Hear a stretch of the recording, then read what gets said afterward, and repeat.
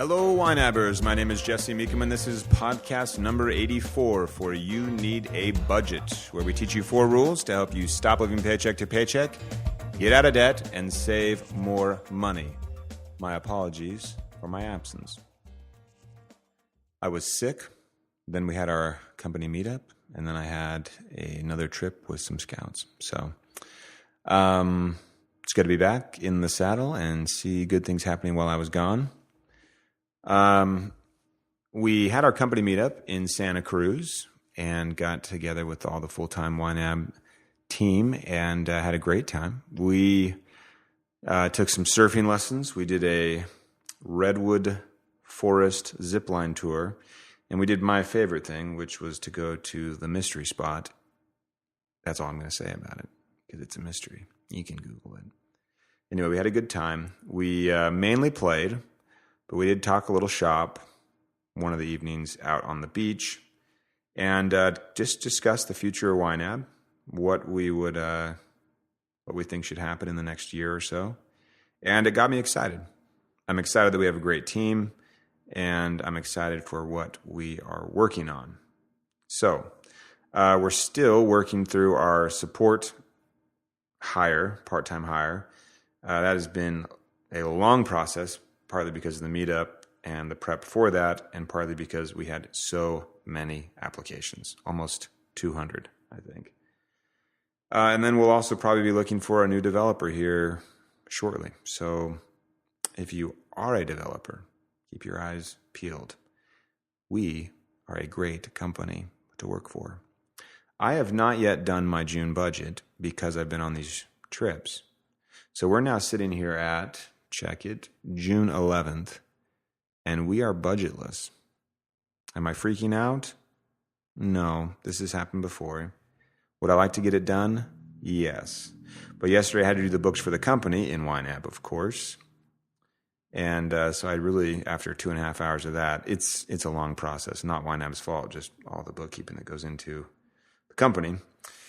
After that long haul, I really didn't feel like doing our own personal budget, even though it takes a lot less time.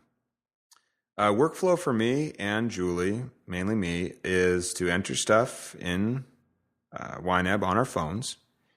And then once a month or so, when I'm getting our budget set up again for the coming month, I import and do a little cleanup. So there'll be stuff that comes into the budget that was like a scheduled transaction, an automatic bill, a few things that we forgot to enter on our phones for whatever reason. And once those all come in, a lot of them are matched up with the manually entered phone transactions. And then the new stuff, I also categorize and things. And it works well for us. So we do import. We just don't import all of the time. And Julie only looks at a few categories anyway, her fun money, groceries, and restaurant. Maybe entertainment, and maybe the miscellaneous category on occasion. But beyond that, she doesn't really care. So the fact that we're 11 days into the month, I'm not worrying because we have really ingrained some habits.